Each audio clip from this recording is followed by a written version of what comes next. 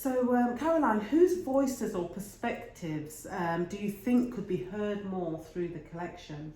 Yeah, I definitely think we have lots of missing stories and missing perspectives here, because when you come into the museum, what you see is one perspective, which is the white male perspective, but we know that they're, the first female anaesthetist in the whole of Ireland. Sorry, the first anaesthetist in Ireland was a female. And we know that there's a really strong Indian community within the specialty, and that story isn't told here. And I just think we need to represent more accurately the specialty and tell these communities about their history, because it is their history. They are in anaesthesia, it's what they've chosen to do, and do they know we're here? It's, I guess, reaching out to those communities as well, and how we do that, because we should be doing that. We should be reaching out to them more and representing them. Do you think there may be also Black and Asian and Caribbean anaesthetists within the association and within the profession that also could be represented in the museum? Yeah, definitely. Another missing voice that is not here. And I don't know how we reach them. Yeah. That's, I think, the problem, because again, I think the people that come and visit us or engage with us online, again, it's not that diverse. But the specialty is really diverse, so there's something missing there, that we aren't reflective of it. Yeah. So why do you think it's important to diversify a museum collection in general? Because I think it's about making it relevant to you, isn't it? I want to go to a museum and I want to learn something, perhaps about a different culture, but I also want to go and think, oh my God, I remember I had one of those. Or if I'm an anaesthetist coming here thinking, oh, I used one of those. So I just think it's really important that you reflect different communities. The UK is very diverse, and actually, the museum and the stories it tells and the collections it holds should be reflective of that, of our visitors. Ones that are coming, but also the ones that aren't coming that we hope to draw in. Yeah, brilliant. So what's your views on placing collections within economic context or social context or political context? What are your views on that? Or should museum stories, narratives stay out of politics and stay out of the things that are happening? Be separate? Yeah, that's tricky. I don't think they should be separate, I have to say, because I think museums should be a place for debate and open discussion. In fact, I think that's in the Museum Association Code of Ethics, so I think that's what we should do. We shouldn't shy away from those difficult conversations, but we need to make sure that all sides are covered. I think that's the thing. We can't be one-sided, which again, the kind of museum is at the moment. So yeah, I do think we should be open to have those discussions, even if they're difficult, because it's just true. It's just real life. It is what's happening. It's the stories. So I don't think we should sit on the fence, as it were.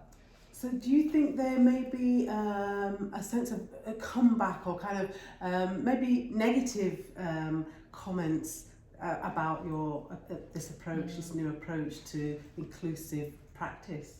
Yeah, I definitely think there might be. I mean, I really hope there wouldn't be, but I think, given the world, you're never going to please everybody. So I think we just have to take that on the chin, really, but also be proactive in, putting a statement out there to say why we're doing that, what the project is, why we're doing it, why it's important, just to let everybody know that when it's not come from nowhere, there's a reason why we're doing this. So I think as long as we're clear about our aims and objectives and goals around it, then I think that's okay. And also, we have to think about the values of the association itself, and we want to be reflective of those.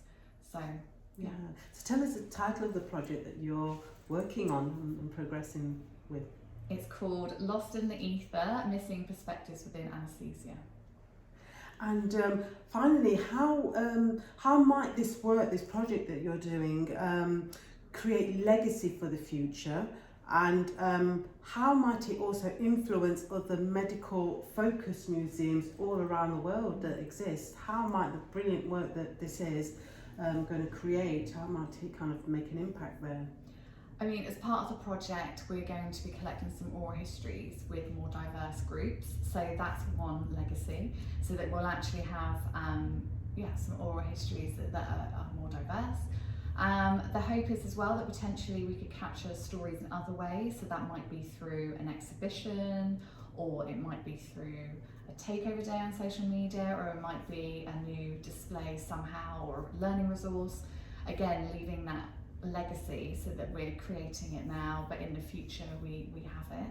And also thinking about potential objects that might be missing in the collection as well, that different communities might have used. So I think that's another area we'd also like to explore. And also, I guess, other medical museums, in answer to that part of the question, hopefully we will show that it can be done, hopefully in a positive way, and it has a positive impact. And also, there's lots of crossovers between different medical museums. So, we have lots of crossovers with the surgeons. It's where we were first based as an organisation, but also, surgeons and anaesthetists work really closely together. So who knows, there might be missing stories that both of us are missing. So I think there's lots of crossovers between the different medical groups and medical museums as well. And also the association works in Africa, training up anaesthetists over there. So again, it's sort of that perspective as well, internationally, not just the UK as well. And how might the public help you in your work for inclusive practice within the Anaesthesia Museum? I mean, we love people to feedback when they come and visit and be completely honest and open about their experience. And if they have a story to tell, then do leave that story with us and we can follow it up with them.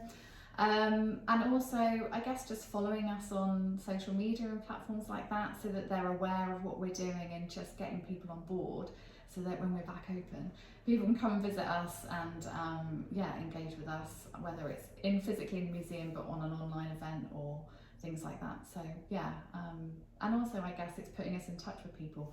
They might know an anaesthetist, a black anaesthetist or an Asian anaesthetist who might like to speak to us or tell us their story. So I think, the more we engage with the public, the more they become aware of us and the more they can help us, and we can share our story. Fantastic, thank you.